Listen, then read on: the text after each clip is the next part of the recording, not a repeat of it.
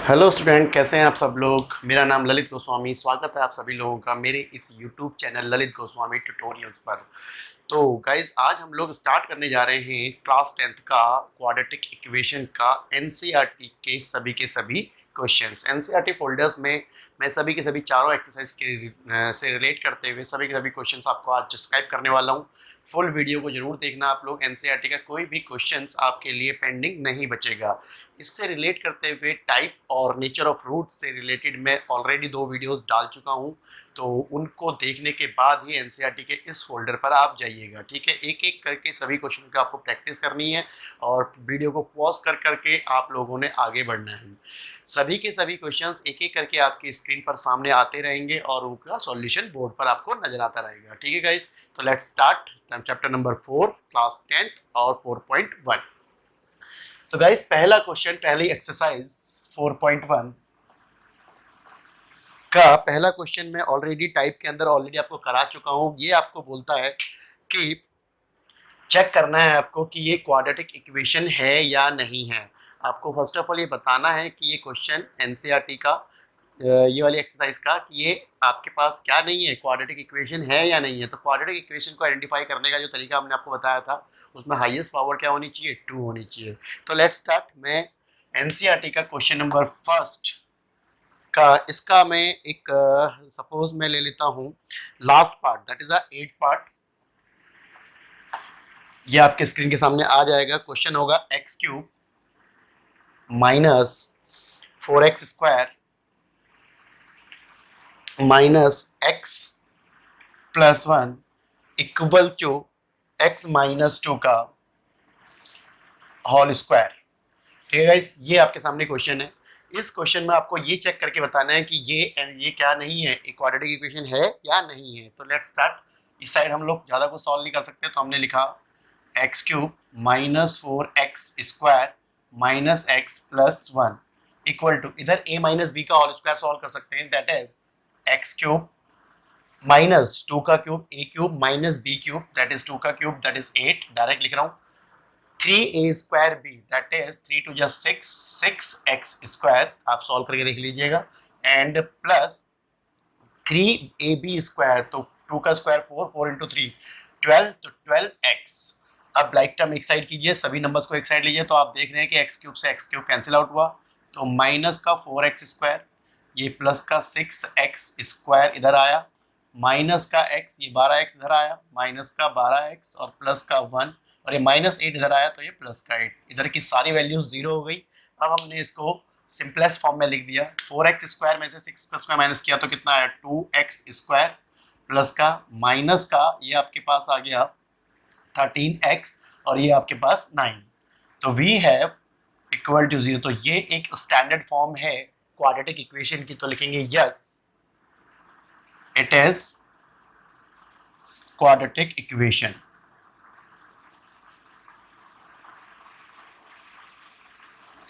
So guys, पहला question के 8 part है। 8वां पार्ट मैंने आप लोगों को कराया है, एक आध पार्ट मैंने आपको ऑलरेडी टाइप के अंदर समझा रखा है। तो इस तरीके से आपको ये सभी क्वेश्चंस करने हैं, बहुत इजी है। बाकी के पार्ट्स में स्किप कर रहा हूँ, लेकिन आपको एज अ प्रैक्टिस सभी के सभी पार्ट करने हैं। ठीक है guys, let's start question number second. Question number second के अंदर आपके पास 4 पार्ट है, चारों पार्ट में एक एक करके आप लोगों को कराने वाला हूँ। और देखिएगा ध्यान से कि ये चारों के चारों पार्ट बहुत ही आसान है। इसमें एकमात्र क्वेश्चन जो बहुत ज़्यादा इंपॉर्टेंट है वो है इसका लास्ट पार्ट, तो उसको जरूर एज अ इम्पोर्टेंट मार्क कर लीजिएगा आप। ठीक है, तो क्वेश्चन नंबर सेकंड का फर्स्ट पार्ट। इस क्वेश्चन के अंदर जो क्वेश्चन में रिप्रेजेंटेशन में कहा गया है, आपको क्वेश्चन में पूछा क्या गया है आपसे बेसिकली, वो मैं आपको पढ़ के सुना देता हूँ। क्वेश्चन में आपको पढ़ने के लिए कहा है represent the following situation in the form of quadratic equation. आपको जस्ट इसको क्वाड्रेटिक इक्वेशन की फॉर्म में रिप्रेजेंट करना है, सॉल्व नहीं करना है क्वेश्चन को। ठीक है, तो अभी हम आगे इसको सॉल्व भी करेंगे। सॉल्व करने के मेथड्स हमने आपको ऑलरेडी बता दिए हैं, तो हम सिर्फ इक्वेशन को डिस्क्राइब करके छोड़ देंगे क्वाड्रेटिक इक्वेशन। मैं बहुत सारे क्वेश्चन में ऐसा करूंगा क्योंकि मैं ऑलरेडी आपको सॉल्व करना सिखा चुका हूँ। कुछ एक क्वेश्चंस होंगे जिनको मैं पूरा कंप्लीट सॉल्व करूंगा। ठीक है गाइस, तो क्वेश्चन नंबर देखिए 1 इसका, सेकंड क्वेश्चन का 1, ये वर्ड्स प्रॉब्लम है। कहता the area of the rectangular plot is 528 metre square, the length of the plot is 1 meter, then twice of its breadth. ये क्वेश्चन आपके स्क्रीन के आगे आ भी गया है, आप लोग देख सकते हैं, एनसीईआरटी की बुक आपके पास है। इसमें एक खास बात हो रही है कि जो area of a rectangular plot है वो 528 मीटर स्क्वायर है, बट इसकी जो लेंथ है वो एक ज्यादा, one more than of twice of its breadth, breadth के दुगने से एक ज्यादा है। इट्स मीन कि यहाँ पर लेंथ की वैल्यू आपको गिवन नहीं है और ब्रेथ आपको यहाँ पर अज्यूम करनी है। याद रखिएगा थर्ड चैप्टर और फोर्थ चैप्टर के अंदर एक डिफरेंस है, मैं थोड़ा सा इसके बारे में बता देता हूँ आप लोगों को। थर्ड चैप्टर के अंदर आपके पास दो वेरिएबल होंगे, दोनों को आप अलग अलग लेट करते हैं, बट फोर्थ चैप्टर के अंदर आपके पास जो दो वैल्यूज गिवन होंगी, लाइक यहाँ पर लेंथ और ब्रेथ की बात हो रही है, तो लेंथ यहाँ पर आप लोगों को अज्यूम करनी है इन दोनों में से कोई भी एक वैल्यू, लेंथ या फिर ब्रेथ, बट आपको ये देखना है कि कौन किसके ऊपर डिपेंडेंट है। जो इंडिपेंडेंट है उसको आप लेट करेंगे और डिपेंडेंट वैल्यू अपने आप से निकल के आ जाएगी। लाइक मैं आपको दोबारा सेंटेंस पढ़ के सुनाता हूं। उसने सेकंड लाइन में क्या बोला है, length is 1 metre more than twice of its breadth. It's mean कि अगर मुझे किसी तरीके से ब्रेथ पता लग जाए तो मैं लेंथ कैलकुलेट कर सकता हूं, तो यानी कि ब्रेथ जो है वो क्या है, इंडिपेंडेंट है, और लेंथ क्या है, डिपेंडेंट है। ब्रेथ पता लग गई तो लेंथ पता लग जाएगी, इसलिए आप ब्रेथ को अज्यूम करेंगे एंड लेंथ अपने आप से कैलकुलेट हो जाएगी। तो गाइज ये अजम्पशन आपको करनी है क्वेश्चन के अंदर, बट थर्ड चैप्टर के अंदर यही एक छोटा सा डिफरेंस है कि आपको दोनों ही वैल्यूज को लेट करना पड़ता है एक अलग अलग वेरिएबल्स की फॉर्म में, बस इतना सा डिफरेंस है। तो गाइज देखिए जरा, let the breadth be of rectangular plot, पूरा आप लिख लीजिएगा, x metre. Now then the length equal to 2x plus 1 metre. ये आपको समझ में आया कि 2 मीटर ट्वाइस है, कितना है, ट्वाइस है, किससे, लेंथ ब्रेथ से। तो ब्रेथ आपके पास x है तो लेंथ कितनी होगी 2x, और उसमें एक ज्यादा 1 मोर, तो ये आपके पास क्या आ गया, इसका लेंथ आ गया। लेंथ और ब्रेथ आने के बाद इजीली आप लोग इसका एरिया कैलकुलेट कर सकते हैं। तो we have according to question length into breadth equal to area होता है, हम सभी को पता है। तो we have length is 2x plus 1 into x breadth equal to area 528 metre square. तो वी हैव 2x स्क्वायर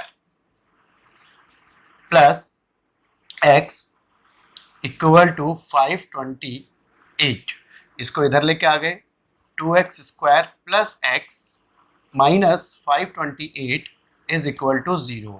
तो ये रिप्रेजेंटेशन हो गया आपका क्वाड्रेटिक इक्वेशन की फॉर्म में। अकॉर्डिंग टू द क्वेश्चंस हमको यहीं पर ही ये खत्म करना है, बट मेरे लिए आप लोग इसको प्रॉपरली सॉल्व करेंगे।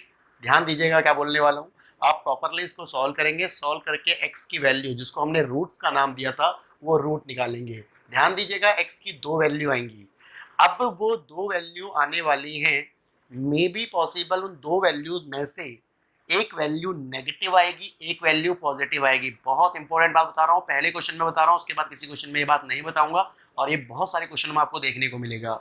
जब आप यहाँ से x की वैल्यू कैलकुलेट करेंगे तो इट इज कंफर्म कि इसके x की दो वैल्यू आएंगी, इसके रूट दो आएंगे, ठीक है। तो मे बी पॉसिबल उन दो रूट्स में से एक रूट नेगेटिव होगा और एक रूट पॉजिटिव होगा, ठीक है। तो नेगेटिव रूट को तो आप डायरेक्टली नेग्लेक्ट कर देंगे, रीजन हमको यहाँ पता लग रहा है, क्यों, क्योंकि वो जो x की वैल्यू आने वाली वो x कौन है, ब्रेथ है, और breadth can not be negative, length can not be negative.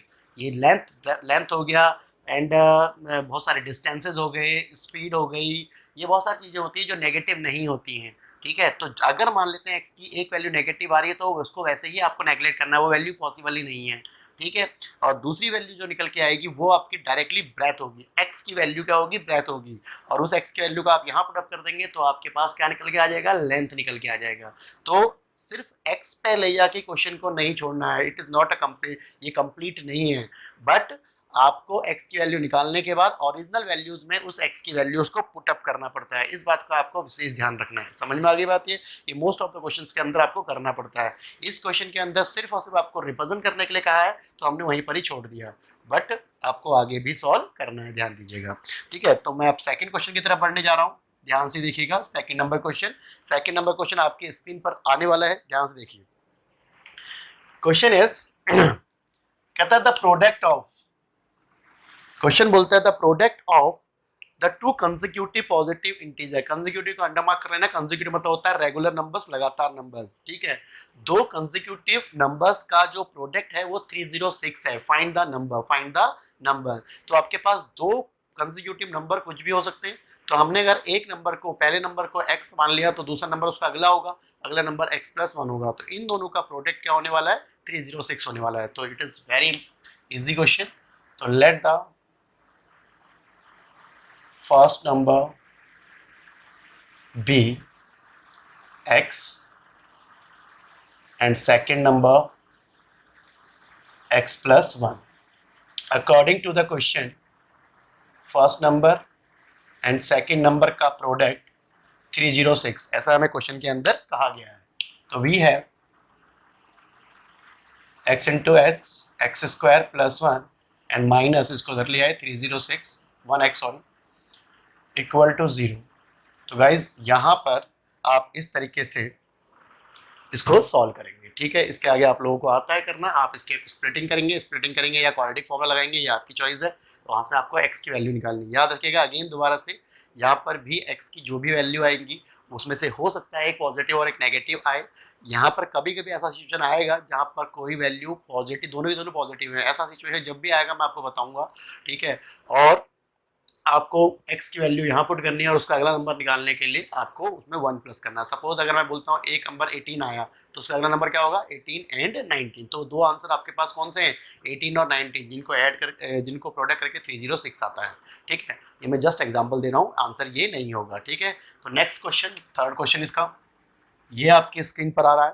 Third question is very important, ध्यान से देखिएगा अपनी स्क्रीन के आगे, ठीक है। तो कहता है Rohan's mother is 26 year older than him, the product of their ages in 3 year, sorry, after 3 year now will be 360, 360 हो जाता है। We would like to find Rohan's present age। तो कहता है कि रोहन की जो मदर की एज 26 साल ज्यादा है, ठीक है, 26 साल ज्यादा है। आज की कंडीशन में अगर बात करें तो रोहन की मदर रोहन से 26 साल बड़ी है। तो रोहन की मदर 26 साल बड़ी है, डिपेंडेंट कौन है? रोहन की मदर। इंडिपेंडेंट कौन है? रोहन। अगर मुझे रोहन की एज पता लग जाए तो मुझे रोहन की मदर की एज निकालने में कोई प्रॉब्लम नहीं है। क्या करूंगा? उसमें 26 ऐड कर दूंगा सिंपली। तो देखिए ध्यान से, let the age of Rohan be x year and the age of mother x+26 year. Guys आज की इनकी प्रेजेंट एज मिल गई हमें, ठीक है। Let the as,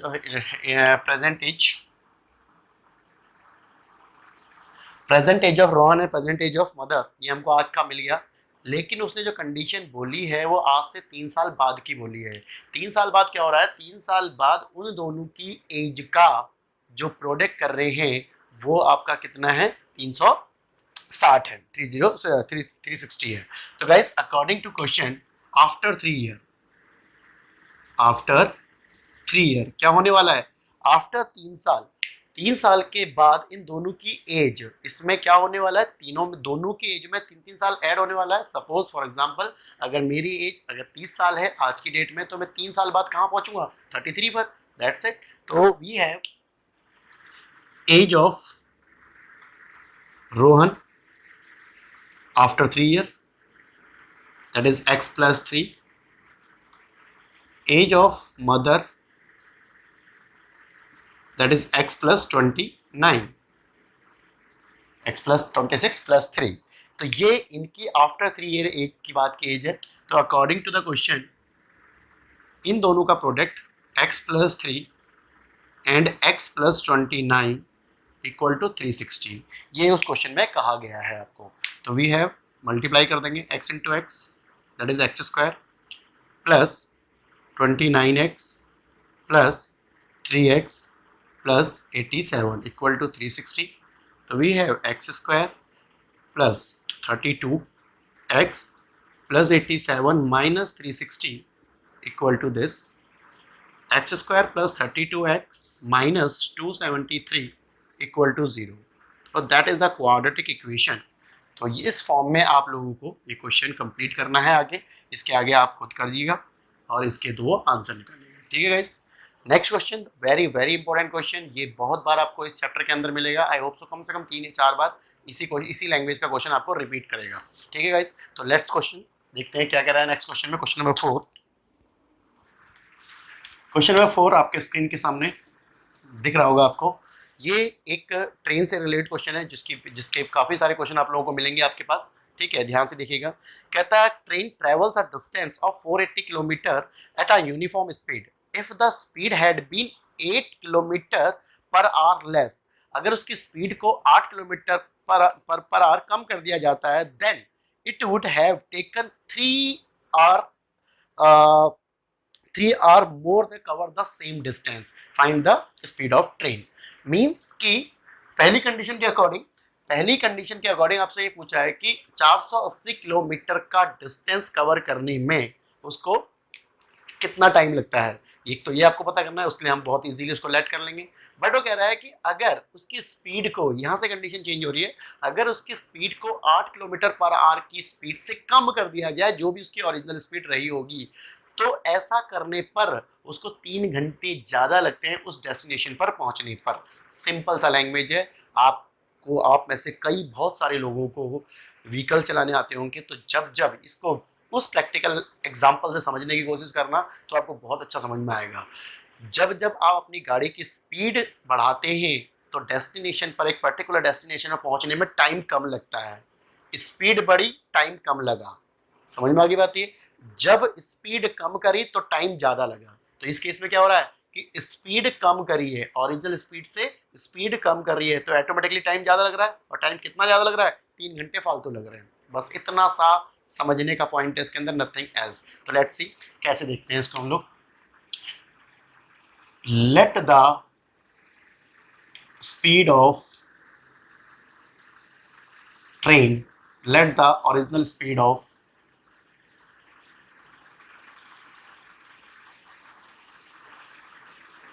train be x kilometer per hour. Now total distance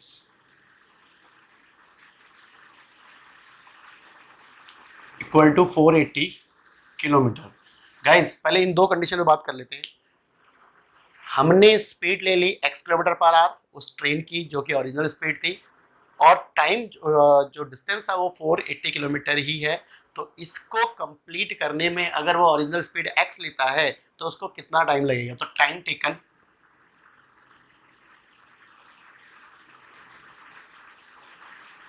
by train distance upon में speed, तो that is 480 upon में x r। इतना टाइम उसको लगने वाला है जब वो x की स्पीड से जाता है। समझ में आ गया? ये कंडीशन है पुरानी वाली। अब the new condition is now. नई कंडीशन क्या है? नई कंडीशन ये है कि अगर उसकी स्पीड को डिक्रीज कर दिया जाए 8 किलोमीटर पर आवर, यही तो कहा है। तो इसका मतलब ये है कि new speed equal to x minus 8 kilometre per hour. मतलब उसकी स्पीड पहले ओरिजिनल x थी, उसमें 8 किलोमीटर पर आवर कम कर दी। नाउ डिस्टेंस वही है 480 किलोमीटर। तो अब टाइम कितना लगा? टाइम टेकन अब कितना टाइम लगा होगा? सेम 480 अपॉन में x माइनस 8 आर, दिस वन क्लियर। इस डिस्टेंस अपॉन में स्पीड, इस बार हमारे पास टाइम ये था, डिस्टेंस वही था, तो आर ये लगा अकॉर्डिंग टू द क्वेश्चन। अब यहां पर मेन मुद्दा है, ध्यान से समझिएगा। ये है ओरिजिनल टाइम। क्या है original time? This one is original time 480 upon में x, और 480 अपॉन में x माइनस 8। मैं हमेशा ऐसे कराता हूं, ध्यान से देखिएगा। ये ओरिजिनल टाइम, जब स्पीड ओरिजिनल थी तो ये ओरिजिनल टाइम था, ठीक है। स्पीड कम करने के बाद का टाइम ये है, ये पूरा टाइम है। ये स्पीड कम करने के बाद का टाइम है, मीन्स ये टाइम ज़्यादा रहा होगा, क्योंकि स्पीड हमने क्या कर दी थी, कम कर दी थी। ये टाइम ज़्यादा रहा होगा, जितना भी रहा होगा लेकिन ज़्यादा रहा होगा, और ये टाइम कम रहा होगा। सपोज ये अगर 20 आवर्स थे, ये ज़्यादा आवर्स है, सपोज लेट कर लो, तो ये कितना कम होगा, जितना टाइम उसको ज़्यादा लगा होगा, उसको ज़्यादा टाइम कितना ज़्यादा लगा, 3 घंटे ज़्यादा लगा। तो अगर ये 20 आवर हैं तो ये 17 आवर्स होंगे, क्योंकि ये कम टाइम है, स्पीड ज़्यादा थी इसमें, इसमें स्पीड कम हो गई, तो स्पीड कम होने में टाइम ज़्यादा लगा। कितना ज़्यादा लगा यहाँ पर, 3 घंटे यहाँ ज़्यादा लगे होंगे, तो 3 घंटे इक्वेट करने के लिए प्लस यहाँ कर दो, सिंपल कहानी, और कुछ भी नहीं है। स्पीड अगर कम हुई है तो टाइम इधर ऐड होगा, स्पीड अगर यहाँ ज़्यादा हुई है तो यहाँ पर टाइम माइनस हो जाएगा, सिंपल कहानी, ठीक है। तो गाइस अब इसको सॉल्व करने का तरीका क्या है, इस वाले x वाले टर्म्स को एक साइड लेके जाओ, दैट इज 480 अपॉन में x माइनस 8 माइनस 480 अपॉन में x, पूरी टर्म को उठाया माइनस कर गया, 3 यहीं पर आ, 480 कॉमन ले लो। यहाँ पर हमेशा एक काम करना है आपको कि कोई बड़ा नंबर है वो कॉमन आ जाएगा इजीली, तो 1 अपॉन में x माइनस 8 माइनस 1 अपॉन में x इक्वल टू 3, 3 को उधर भेजा और यहाँ एलसीएम ले लिया, तो x माइनस 8 ये एलसीएम आ गया, x minus 8 and x equal to 3 upon में 480, तो ये आपका कट गया, that is x minus x plus 8 upon में x minus 8 into x 1 upon में 16। नाउ यहाँ पे कर देता हूँ, ये कैंसिल आउट, ऊपर 8 नीचे x इंटू एक्स माइनस 8 दिख रहा होगा, और ये 1 अपॉन 16, क्रॉस मल्टीप्लाई करके आप सॉल्व कर लेंगे। ये आ गया आपके पास 1280 equal to x square minus 8x, इसको उधर लेके गए तो x square minus 8x minus 1280 equal to 0, तो ये वो क्वाड्रेटिक इक्वेशन है, ये वो क्वाड्रेटिक इक्वेशन है जो आपको आगे सॉल्व करनी है। तो एक्सरसाइज नंबर 1 के ये 4 क्वेश्चन बहुत ज़्यादा इंपॉर्टेंट है, ये वाला क्वेश्चन स्पेशली बहुत इंपॉर्टेंट है, ध्यान से कीजिए। इसको स्क्रीनशॉट लेना है स्क्रीनशॉट लीजिए, या कॉपी करना है कॉपी कीजिए, फिर हम आपको मिलते हैं नेक्स्ट एक्सरसाइज में। देखिए जरा फटाफट से, अब सेकंड एक्सरसाइज को हम लोग करने जा रहे हैं, ठीक है। सेकंड एक्सरसाइज बहुत ही इजी एक्सरसाइज है, ठीक है। पहला क्वेश्चन इसको मैं ऑलरेडी टाइप में समझा चुका हूँ, जो कि प्राइम फैक्टराइजेशन से रिलेटेड है, मिडिल टर्म स्प्लिटिंग से रिलेटेड है। इसके कई सारे क्वेश्चन मैंने आपको फर्स्ट वीडियो के अंदर कराए हैं, एंड ये क्वेश्चन आप इजीली कर भी सकते हैं। इसका मैं एक पार्ट आप लोगों को कराने जा रहा हूँ, जो कि इसका प्राइम फैक्टराइजेशन का चौथा या पाँचवा पार्ट है, चौथा पार्ट है, ठीक है। तो वी है फोर्थ पार्ट, क्या कहता है ये देखिए ध्यान से। फोर्थ पार्ट के अंदर बोलता है आपको 2x square minus x minus 1/8 equal to 0, ठीक है। स्क्रीन के सामने आपके क्वेश्चन आ चुका होगा, दैट इज ये प्लस है, ठीक है। दैट इज फैक्टराइजेशन करना है इसका, तो फैक्टराइजेशन करने का एक तरीका तो ये है कि मैं इसमें 1/8 कॉमन ले लूँ, वो थोड़ा सा डिफिकल्ट है, बट कॉमन लेने से बेस्ट है कि वही इम्पैक्ट पड़ता है कि मैं एलसीएम ले लूँ। तो एलसीएम आ गया 8, ठीक है। तो ये हो गया 16x square minus 8x plus 1 equal to 0, और ये सामने चला गया, तो that is 16x square minus 8x plus 1 equal to 0। अब इसका मिडिल टर्म स्प्लिटिंग बहुत इजीली कर सकते हैं, 4 and 4, तो 16x square minus 4x plus 1 equal to 0, 4x common आ गया, तो 4x माइनस 1 एंड माइनस का 1 कॉमन ले लिया, that is 4x minus 1 equal to 0। Minus common लेते हैं तो अंदर साइन चेंज हो जाते हैं, तो 4x माइनस 1 एक फैक्टर एंड 4x माइनस 1 दूसरा फैक्टर, तो 4x minus 1 equal to 0 and 4x minus 1 equal to 0। तो x की वैल्यू 1/4 यहाँ पर भी, और x की वैल्यू 1/4 यहाँ पर भी। तो नेचर ऑफ रूट्स में आपको मैंने बताया था कि जब कभी भी इक्वल रूट्स होते हैं तो उनका नेचर कैसा होता है, उनका नेचर होता है कि d इक्वल टू 0। तो आप इसका d अगर कैलकुलेट करके देख लेंगे तो इसका d जो आएगा, डिस्क्रिमिनेंट जो आएगा, वो 0 के इक्वल आएगा, इसलिए इसका नेचर ऑफ रूट्स कैसे हैं, आपस में दोनों क्या है, इक्वल हैं, ठीक है गाइस। तो ऐसा क्वेश्चन भी आपको मिलेगा। तो ये आपका सेकंड नंबर क्वेश्चन है, फर्स्ट नंबर क्वेश्चन है, बहुत ही ईजी क्वेश्चन है, ध्यान से देखिएगा। Now the next question is question number words problem से रिलेटेड। अच्छा, मैंने जो डिस्कशन अभी आपको पहले 4 क्वेश्चन में कराया, सभी के सभी क्वेश्चनों की टाइप यही है। तो आपको आप क्वेश्चंस में कितना वेरिएंट आता है ये मुझे नहीं पता। क्वेश्चंस बहुत सारे हैं वर्ड्स प्रॉब्लम से रिलेटेड, यानी कि मैंने पहले जो 4 क्वेश्चन अभी आपको समझाए इन्हीं से रिलेट करते हुए क्वेश्चंस आएंगे, बस टाइप धीरे धीरे चेंज होती जाएंगी। तो आपको ये देखना है कि जितनी भी अलग अलग टाइप के आपको क्वेश्चंस मिलते हैं उनको आप ज़रूर करेंगे प्रैक्टिस के नाम पर। और उनको एक बार ध्यान रखना है आप लोगों ने, चाहे वो क्वेश्चन 4 बार रिपीट हो रहा है तो आपको चारों बार अलग तरीके से उसको करके देखना है। मतलब क्वेश्चन का टाइप वही होगा, क्वेश्चन की वर्डिंग रिपीट हो रही चेंज हो रही होगी, क्वेश्चन की नंबर्स डिजिट्स चेंज हो रहे होंगे, तो आपको भी क्वेश्चन करना है। ठीक है गाइस, तो देखिए क्वेश्चन नंबर सेकंड का फर्स्ट पार्ट। सेकंड का फर्स्ट पार्ट आपसे बोलता है, कहता है solve the problem given in example number 1। Example number 1 पर जाएंगे तो उसमें 2 पार्ट आपको मिलेंगे, वो दोनों पार्ट अभी हम डिस्कस करेंगे। ठीक है, तो उससे पहले अभी हम और छोटे क्वेश्चंस कर लेते हैं, वो दोनों के दोनों सॉल्यूशन आपको इजीली समझ में भी आ जाएंगे। बट देखिए जरा इसका सेकंड पार्ट। तो सेकंड पार्ट इसका ये आपको ऑलरेडी कर चुके हो। कहता है find the two numbers whose sum is 27 and product is 182।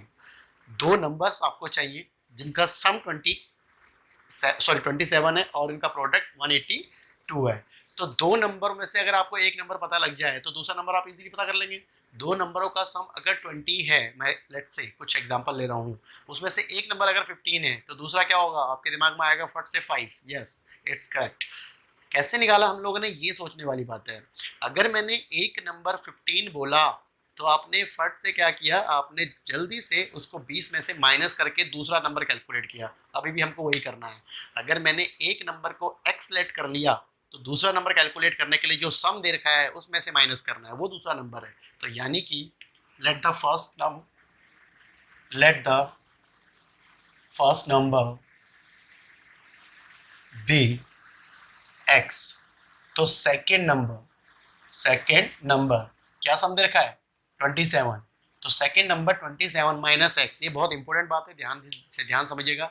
जब कभी भी सम दिया होता है तो सेकेंड नंबर में माइनस होता है वो नंबर जो भी आपने लेट किया है, लेकिन जब कभी भी आपको डिफरेंस दिया होता है तो सेकेंड नंबर उस टोटल में से प्लस होता है, रिवर्स कंडीशन होती है। ध्यान रखनी है बात आपको। ठीक है, तो गाइस फर्स्ट नंबर मिल गया, सेकेंड नंबर मिल गया। अब इसके आगे आपको आता है अकॉर्डिंग टू द क्वेश्चन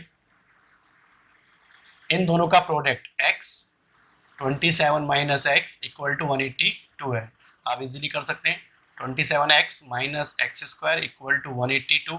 दोनों को उधर लेके गए, प्लस का हो गया। अच्छा, मैं कब किस सिचुएशन में किधर ट्रांसपोज करता हूँ ये आपको समझना जरूरी है। ये मेरी लैंग्वेज है, ध्यान से देखिएगा। मेरे को पता है कि स्टैंडर्ड फॉर्म में एक्स स्क्वायर सबसे आगे आता है, तो मेरी कोशिश रहती है कि जो एक्स स्क्वायर वाली टर्म है वो पॉजिटिव रहनी चाहिए। मीन्स एक्स स्क्वायर यहाँ पर नेगेटिव था तो मैं इस पूरे को उधर लेके गया। अगर एक्स स्क्वायर यहाँ पॉजिटिव ही होता तो मैं इस 82 को इधर लेके आता। तो मेरी हमेशा ये कोशिश रहती है कि जो फर्स्ट टर्म है वो पॉजिटिव रहे, तो उसके अकॉर्डिंगली मैं ट्रांसपोज करता हूँ। तो ये आप लोग देख लेना। ठीक है, नाउ ये एक्स स्क्वायर उधर गया, पॉजिटिव हो गया, 27 उधर जाके माइनस का हो गया और ये वहीं का वहीं है, तो ये 182 इक्वल टू 0। तो इसके आगे आप लोगों को खुद करना है, इसके दो नंबर निकालने हैं। यहाँ पर आपको x की वैल्यूज निकालनी है, फाइंड द नंबर्स बोला उसने आपको, तो ये दोनों नंबर्स आपको कैलकुलेट करने हैं।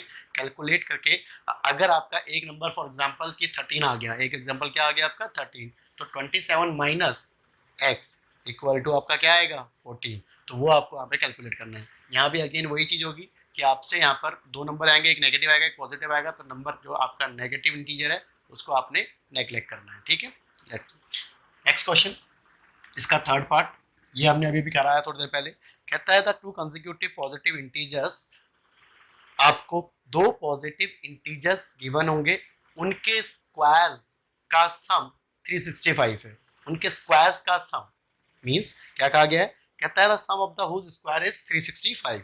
तो पहले वो दो नंबर पता होने चाहिए, कैसे हैं कंसेक्यूटिव है तो बहुत इजी है। Let the two consecutive positive integer be x and x plus 1। ये दो नंबर है, तो according to question x square पहले का नंबर प्लस एक्स प्लस 1 का square equal to 365। Simple solve कर लेना, आंसर आ जाएगा। कैसे, x square plus x square plus 1 plus 2x equal to 365. We have 2x square plus का 2x प्लस 1 माइनस, अब इधर एक्स स्क्वायर वाली टर्म पॉजिटिव तो मैं इधर वाली टर्म को इधर ले आया, 365 इक्वल टू 0. तो ये आ गया आपके पास 2x square plus 2x minus 364 equal to 0. एक और नई चीज़ यहाँ पर आपको सीखने को मिल रही है, कभी भी क्वाड्रेटिक इक्वेशन में पूरी की पूरी इक्वेशन किसी पर्टिकुलर नंबर से डिवाइड हो रही हो तो हमें कर देना चाहिए. क्या करने के लिए? इक्वेशन को इजी फॉर्म करने के लिए, इजी बनाने के लिए. ये आपको ध्यान रखना है, ठीक है. तो ये पूरी इक्वेशन 2 से डिवाइड हो रही है तो मुझे कर देना चाहिए, ठीक है. X square plus x minus 182 equal to 0. तो ये हमारी इक्वेशन है, इसको आपने सॉल्व करना है, ठीक है. ये मेरा शॉर्टकट है DYS, डू योर सेल्फ, ठीक है. तो गाइज ये आपका क्वेश्चन नंबर सेकंड पार्ट है इसका, थर्ड पार्ट है इसका. तो नेक्स्ट क्वेश्चन की तरफ चलते हैं. एक और question, that is fourth question. ये भी आपके क्वेश्चन के एक एक करके सभी क्वेश्चन आपके स्क्रीन पर आ रहे हैं. तो आपको, आपके पास NCERT की बुक भी है तो आप वहां से भी देख सकते हैं अगर आपको क्वेश्चन नजर नहीं आ रहा है तो, ठीक है. तो ध्यान से देखिए क्वेश्चन नंबर नेक्स्ट. कहता है the altitude of a right triangle is 7. Altitude of a right triangle is, sorry, क्या बोलता है? The altitude of a right triangle is 7 less than of its base. जो राइट ट्रायंगल का altitude है, right triangle में आपके पास 3 side होती हैं जिसमें से एक परपेंडिकुलर जिसको हम एल्टीट्यूड बोल रहे हैं, एक बेस होता है और एक हाइपोटेन्यूस होता है. तो एल्टीट्यूड इसका 7 सेंटीमीटर लेस है, किससे? इसके बेस से. यानी कि एल्टीट्यूड डिपेंडेंट है किस पर? बेस पर. बेस पता लग जाए तो एल्टीट्यूड पता लग जाएगा. समझ में आ गया? And its hypotenuse is 13 centimetre. Now the find the all the 3 sides या बेस एंड हाइपोटेन्यूस एल्टीट्यूड जो भी उसने पूछा है. तो let the base be x unit. क्या दे रखा है आपको? मीटर में, सेंटीमीटर में? सेंटीमीटर में दे रखा है, ठीक है. और इसका एल्टीट्यूड,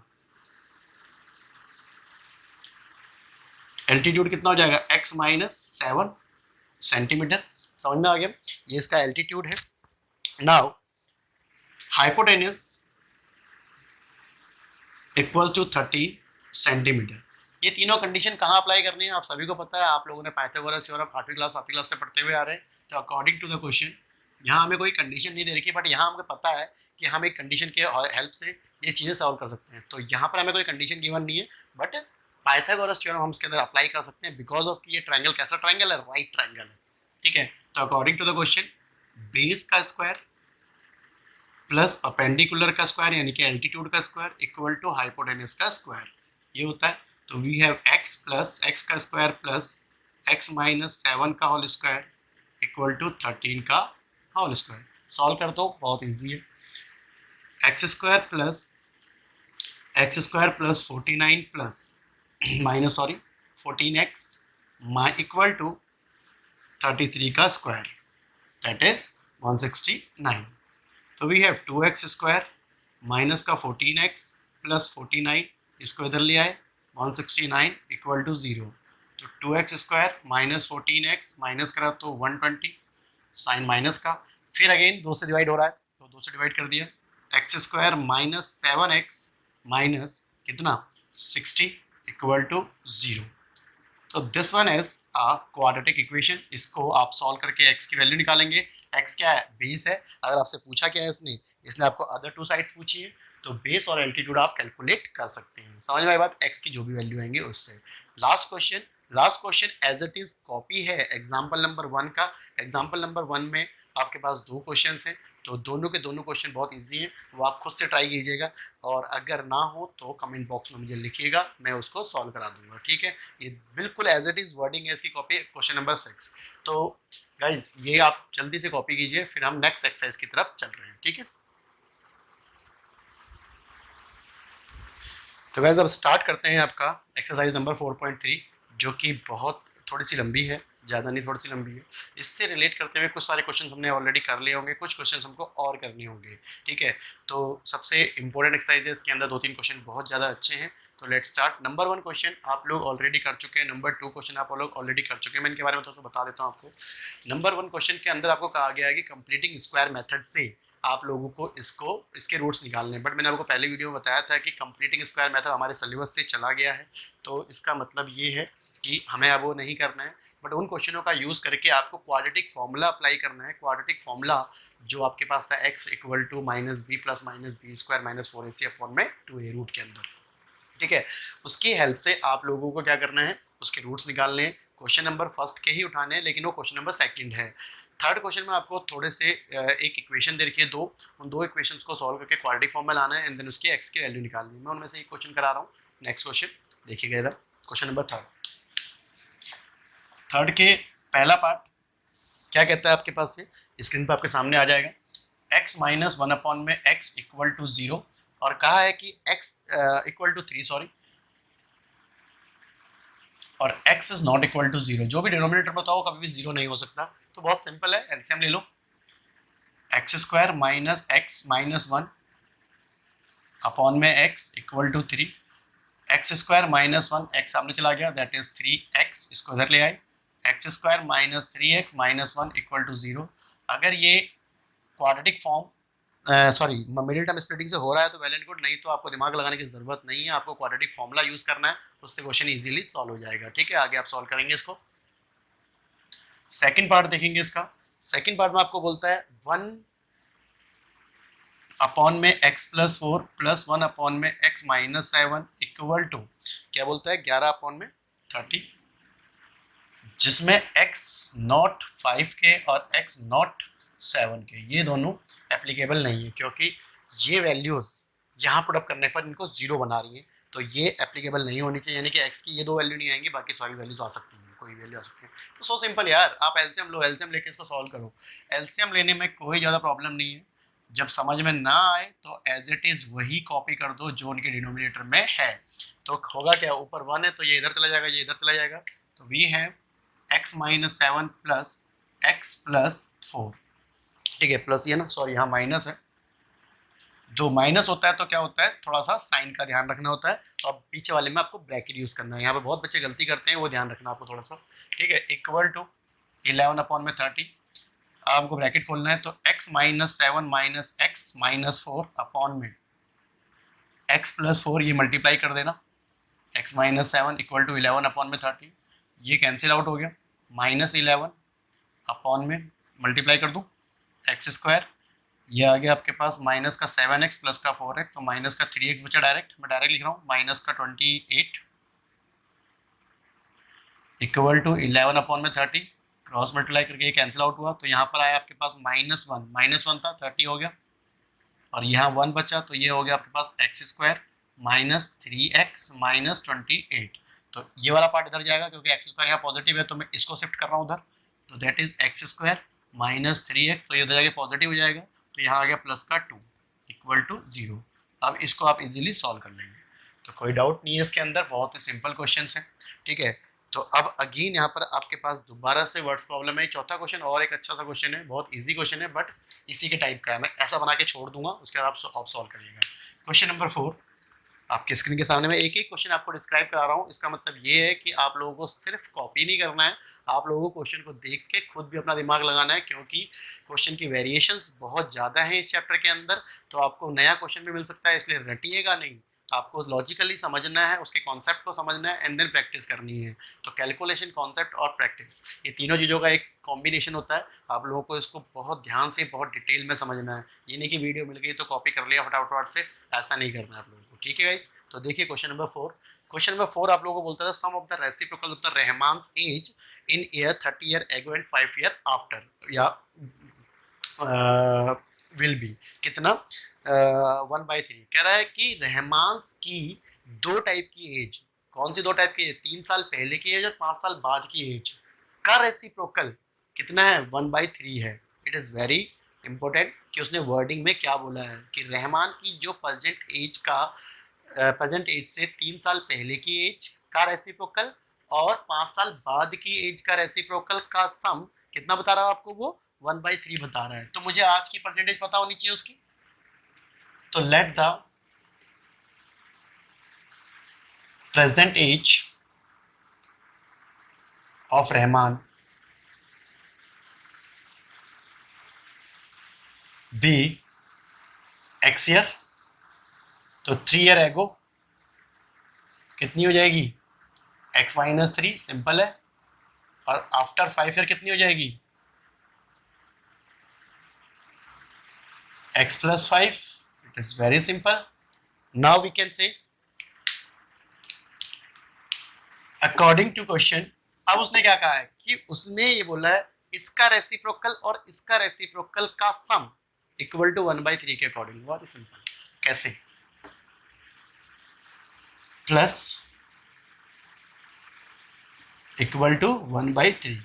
यहां से आपको देख के लग रहा है कि x की वैल्यू एक तो 3 नहीं हो सकती, अगर 3 होगी तो 0 हो जाएगा, और -5 नहीं हो सकती, 5 हो जाएगा तो फिर 0 हो जाएगा। तो यहाँ पर आप अपनी मर्जी से लिख सकते हैं x क्या नहीं आ सकता, 3 नहीं आ सकता, x क्या नहीं आ सकता, -5 नहीं आ सकता। ठीक है, तो ये दो वैल्यूज नहीं आ सकती, सेम क्वेश्चन बन गया, सॉल्व कर सकते हैं अपने आप से। ठीक है, one of the most important question, question number 5, ये मैं डिटेल में पूरा कराना चाहूंगा, रीजन इसका आपको समझ में आएगा कुछ देर बाद, ध्यान से देखिएगा। क्वेश्चन क्या बोलता है, आपके स्क्रीन के सामने है, कह रहा है in a class test the sum of the Shefali's marks in mathematics and English is 30। Mathematics और इंग्लिश के दोनों के जो मार्क्स हैं वो कितने हैं, 30 हैं। Had she got 2 marks more than mathematics in and 3 marks less in English, the product of their marks would have been 210। यानी कि आपको ये खोला गया है क्वेश्चन के अंदर कि सेफाली के दो सब्जेक्ट के मार्क्स का सम 30 है, इंग्लिश और मैथमेटिक्स का। बट मान लेते हैं ऐसी, बट आफ्टर रीचेकिंग करने के बाद पता लगा कि मैथ्स में उसके 2 मार्क्स बढ़ गए और इंग्लिश में उसके 3 मार्क्स कम हो गए। तो अब जो मार्क्स उसके नए वाले मार्क्स हैं उनका प्रोडक्ट 210 है, 210 है। तो बताओ कि उनके मार्क्स क्या रहे होंगे इंग्लिश और मैथमेटिक्स में। समझ में आई बात? ये कहानी बड़ी सिंपल है कि आपको पहले मैथमेटिक्स और इंग्लिश के मार्क लेट करने हैं। अगर आप सोचो मैथमेटिक्स के और इंग्लिश के मार्क्स का सम वो कितना बता रहा है आपको, 30 बता रहा है। तो इट्स वेरी इजी कि अगर आपके पास एक सब्जेक्ट का मार्क्स मिल जाता है तो दूसरे का निकालने के लिए हम लोग कर सकते हैं। ऐसा क्वेश्चन में पहले किया है हमने। मैथमेटिक्स के मार्क्स x मान लिए 20 मान लीजिए, तो इंग्लिश के कितने बचे, 10 बचे। तो इसी तरह से अगर मैथमेटिक्स के मार्क्स अगर हमने x मान लिए तो इंग्लिश के कितने, 30 माइनस एक्स, सिंपल है। तो हमने दो सब्जेक्ट्स देखे मैथ्स में, लेट मैथ्स में कितने मार्क्स आ गए उसके, x। ठीक है, तो इंग्लिश में कितने मार्क्स हुए, x, सॉरी 30 माइनस, ठीक है 30 माइनस x, ये मार्क्स है उसके। Now new marks in maths, 2 marks बढ़ गए, ये ओरिजिनल मार्क्स है, ये नए मार्क्स हैं। And new marks in English, इसमें कितने हुए थे, 3 कम हो गए थे, तो वी हैव 27 माइनस एक्स। ये आपके आफ्टर रीचेकिंग है, इनका प्रोडक्ट ही 210 है। बहुत सिंपल है अकॉर्डिंग टू क्वेश्चन। तो x प्लस 2 दो मैथमेटिक्स के मार्क्स हैं, 27 माइनस एक्स इक्वल टू 210। ये ऐसी कोई कहानी है, समझ में आई बात? ये तो हमें नहीं पता कि ये ओरिजिनल मार्क्स इसकी यही है जो हम स्टार्टिंग में लेट करते हैं। समझ में आई बात? तो ये कोई कंडीशन बनाई है उसके अकॉर्डिंग ये प्रोडक्ट आ रहा है। ठीक है, मैंने बस कहानी दे दी कि रीचेकिंग करने के बाद ये मार्क्स हैं सिंपली। तो गाइस इसको प्रोडक्ट करो, x into this 27x minus x square plus 54 minus 2x equal to 210। 27 and 2 कितना हुआ, 25x minus x square plus 54 equal to 210। तो मैं क्या कर रहा हूँ, मेरे पास एक्स स्क्वायर यहाँ पर नेगेटिव है तो मैं इसको उधर पूरा मूव कर रहा हूँ जो कि पॉजिटिव हो जाएगा, माइनस का 25x हो जाएगा और माइनस का 54 हो जाएगा और ये प्लस का 210 तो है इक्वल टू 0। तो we have x square minus 25x and then ये आपके पास आ गया 50, इसको माइनस करने पर कितना बचा आपके पास है, तो ये बचा बॉस 50 माइनस कर दो उसमें से 144 माइनस 156। ठीक है, एक बार क्रॉस चेक कर लीजिएगा, 156। ठीक है, ठीक है। तो ये आपके पास क्या बचा, क्वाड्रेटिक इक्वेशन बचा, इसको सॉल्व करना है हम लोगों ने। मैं इसको सॉल्व करके दिखा रहा हूँ। एक कंडीशन यहाँ पर अप्लाई करनी है हम लोगों को, वो अभी तक के किसी क्वेश्चन में नहीं आया था, इस वजह से मैंने नहीं किया। ठीक है, now x square minus 25x minus 156 equal to 0। तो मेरे पास दो ऑप्शन है कि मैं इसमें क्वाड्रेटिक फॉर्मूला लगाऊं या स्प्लिटिंग करूं। मेरे को स्प्लिटिंग यहाँ पर ज़्यादा आसान लग रही है क्योंकि मुझे नंबर दिख गए, तो इसलिए मैं वो नंबर यूज़ करने वाला हूँ। क्या, एक्स स्क्वायर माइनस का 12x माइनस का 13x, ठीक है, minus 156 equal to 0। X common आ गया तो x माइनस 12 एंड माइनस का 13 कॉमन आ गया तो x, ये 156 प्लस का था क्या, हाँ प्लस का था, ठीक है। तो यहाँ माइनस का साइन चेंज हो जाएगा, कितना आ गया यहाँ पर 12, 13 कॉमन ले लिया मैंने इसके अंदर से, इक्वल टू 0।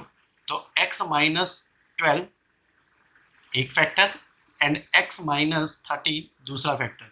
तो वी हैव x की एक वैल्यू 12 आई और x की दूसरी वैल्यू 13 आई। यहाँ पर एक प्रॉब्लम क्रिएट हुई है, अभी तक ऐसा किसी क्वेश्चन में नहीं होगा शायद, इस वजह से आप लोगों को ये क्वेश्चन मैं पूरा करा रहा हूँ। यहाँ पर x की दोनों के दोनों वैल्यू पॉजिटिव है और x क्या है, मैथमेटिक्स के मार्क्स, तो 12 भी हो सकते हैं 13 भी हो सकते हैं, हमारे पास नेगलेक्ट करने का कोई ऑप्शन नहीं है। हाँ, अगर इनमें से एक नंबर माइनस का आया होता तो माइनस मार्क्स नहीं हो सकते, नेगेटिव मार्क्स की कोई बात नहीं बोल रखी है उसके अंदर, तो इसलिए वो नेगेटिव मार्क्स का ऑप्शन हम लोग नेगलेक्ट कर देते। तो इसलिए क्योंकि इसका एक भी नंबर नेगेटिव नहीं है तो हमको दोनों ही नंबर लेने पड़ेंगे। तो ये मैंने इसलिए आपको कंप्लीट कराया है क्वेश्चन, बिकॉज ऑफ कि जब भी ऐसी सिचुएशन आती है तो आपके पास आंसर यहाँ पर दो आएंगे। If x equal to 12 means maths के मार्क्स अगर 12 हैं तो इंग्लिश आपके पास 18 होंगे, माइनस कर देंगे 30 में से, लाइक दिस, सॉरी दिस, ठीक है। इफ x इक्वल टू 13 तो मैथ्स के मार्क्स 13 होंगे, तो इंग्लिश के कितने हो जाएंगे, 17 हो जाएंगे। तो ये आपको ध्यान रखना है, इस कंडीशन के लिए मैंने एक्चुअली में ये क्वेश्चन आप लोगों को कराया है, ठीक है। तो इसको फटाफट से कॉपी कीजिए, मैं नेक्स्ट क्वेश्चन की तरफ बढ़ रहा हूँ, ठीक है। एक और क्वेश्चन आपके सामने, क्वेश्चन नंबर 6, ध्यान से देखिएगा, आपकी स्क्रीन पे सामने है। तो कहता है कि the difference of the square of the two number, sorry, the diagonals of the rectangle field is 60 metre more than the shorter side. एक डायगोनल है, उसकी जो लॉन्गर साइड है वो 60 मीटर क्या है, लॉन्गर है उस किससे, उसकी शॉर्टर साइड से। देन उसके बाद कहता है the longer side is 30 metre more than the shorter side, ठीक है। मतलब एक रेक्टेंगल का जो डायगोनल है उसकी शॉर्टर साइड से 60 ज़्यादा है, यानी कि शॉर्टर साइड पता लग जाए तो डायगोनल पता लग जाएगा। सेकंड कंडीशन में भी सेम चीज़ बोल ली है, जो उसकी लॉन्गर साइड है वो 30 मीटर ज़्यादा है उसकी शॉर्टर साइड, यानी कुल मिला के शॉर्टर साइड नहीं पता, तो शॉर्टर साइड को x मान लेंगे, बाकी दोनों चीज़ें हमको पता लग जाएंगी। मैं डायग्राम की हेल्प से समझाना चाहता हूँ, क्वेश्चन बहुत ईजी है, आप खुद करने वाले हैं। ये है, तो शॉर्टर साइड x हो गया, ये शॉर्टर साइड है इसकी, तो लॉन्गर साइड x प्लस 30, तो डायगोनल क्या होगी, ये होगी डायगोनल, तो that is x plus 60। So simple, diagram देख के समझ में आ रहा होगा आपको कि क्या करने वाले हैं हम लोग। मैं डायरेक्टली यहाँ पर अकॉर्डिंग टू क्वेश्चन आपको सिंपली समझा रहा हूँ। ये क्या फॉर्म हो रहा है, एक ट्राइंगल, जो कि यहाँ पर क्या होगा, राइट एंगल बनाएगा, तो पाइथागोरस अप्लाई कर देंगे, यानी कि x का स्क्वायर प्लस x प्लस 30 का whole square equal to x plus 60 का whole square.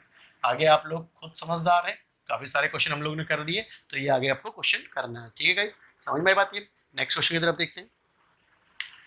7th question, one more important question, ये होने को बहुत इजी क्वेश्चन है, बट एक छोटा सा पॉइंट यहाँ पर छुपा हुआ है, उसको डिक्टेट करूंगा मैं आपको, ध्यान से देखिएगा, क्वेश्चन आपकी स्क्रीन पर है, ठीक है।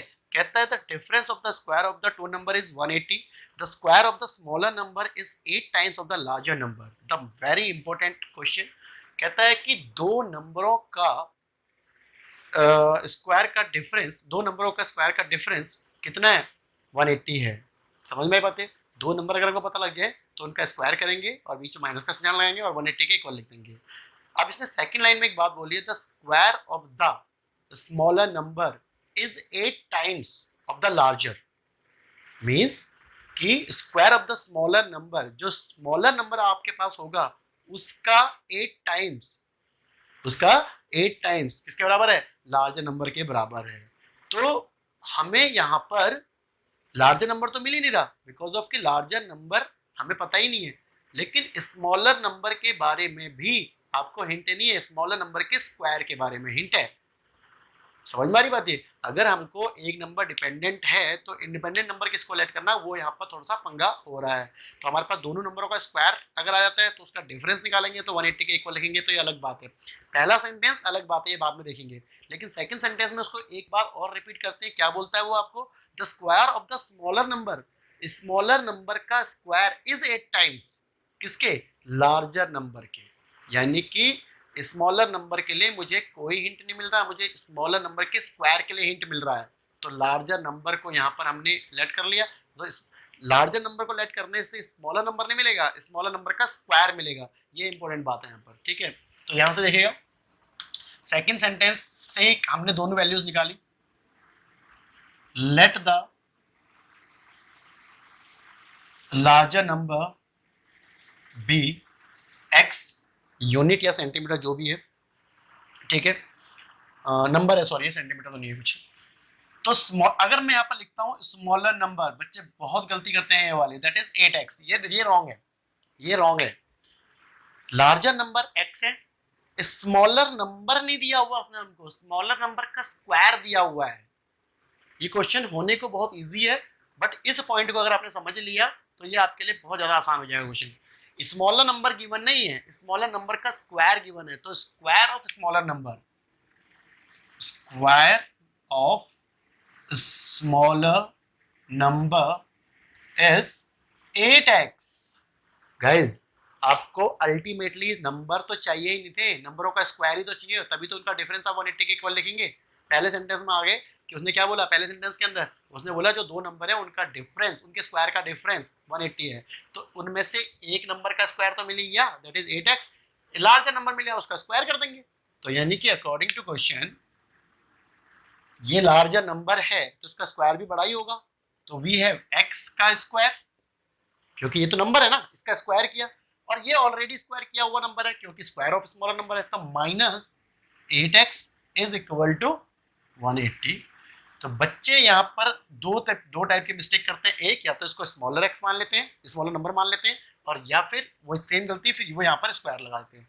बट ये ऑलरेडी स्क्वायर किया हुआ नंबर है, इसलिए यहाँ पर स्क्वायर नहीं आएगा, ये बात ध्यान रखनी है, ठीक है। सॉल्व कर रहे हैं हम, एक्स स्क्वायर माइनस 8x, अब यह क्वेश्चन बहुत आसान है, इक्वल टू 0। तो एक्स स्क्वायर मैं फटाफट से कर रहा हूँ, माइनस का 18x प्लस का 10x माइनस 180, x कॉमन आ गया, तो x माइनस 18 प्लस का 10, x minus 18 equal to 0, x minus 18 एक फैक्टर, x प्लस 10 दूसरा फैक्टर, तो x की एक वैल्यू 18 और x की दूसरी वैल्यू माइनस का 10, जो कि नेगलेक्ट करेंगे because of negative number allowed नहीं है, ठीक है। अब x की value 18, x is what, the larger number, larger number is 18, but हमको निकालना स्मॉलर नंबर है, smaller number 8 into 18 that is 144, it is not a smaller number, it is a square of smaller number, square of smaller number। तो number जो आएगा वो क्या होगा, number होगा 12, स्मॉलर नंबर। तो हमें ये आंसर और ये आंसर चाहिए, तो इसलिए यहाँ पर ये क्वेश्चन थोड़ा सा इंपॉर्टेंट है, आपको ध्यान रखना है कि आपसे स्मॉलर नंबर पूछा गया है, बट उसने जो दिया गया है वो स्क्वायर ऑफ स्मॉलर नंबर दिया हुआ है, तो ये आपको यहाँ पर ध्यान रखना है, ठीक है। क्वेश्चन नंबर 8 कंप्लीटली छोड़ रहा हूं बिकॉज ये पूरा का पूरा 4.1 का क्वेश्चन नंबर सेकंड का फोर्थ पार्ट पर कॉपी करना है आपको, same as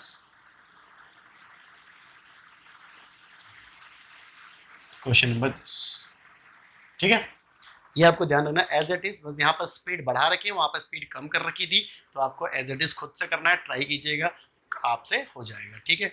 now the next question is,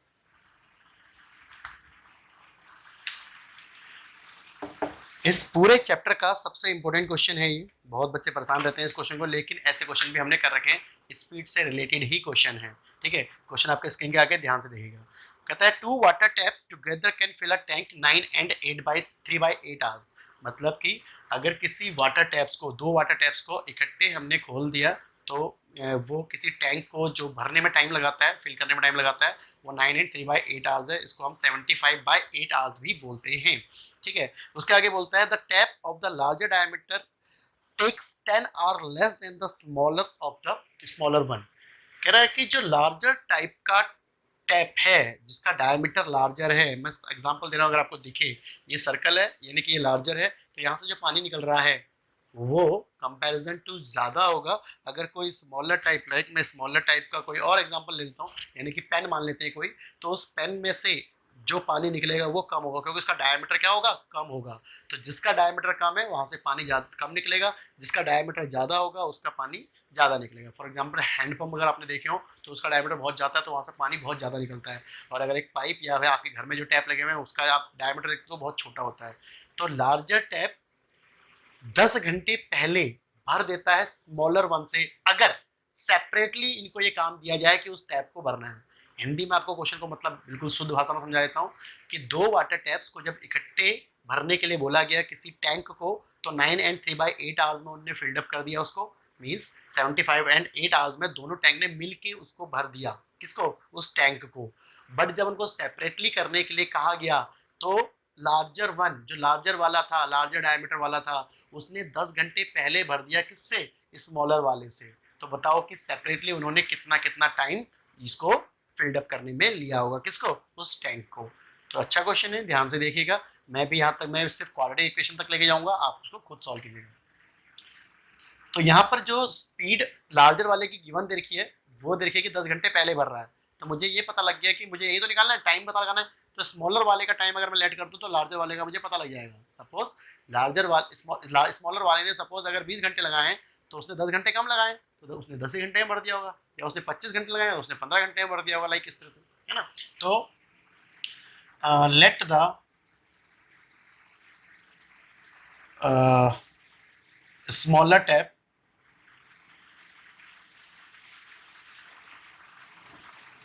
fill the tank in x hour। ठीक है, x hours के अंदर, x hours के अंदर, ठीक है। Larger tap fill the tank x minus 10 hour। अब मैं आपको एक प्रैक्टिकल बात बताने जा रहा हूं, ध्यान से देखिएगा।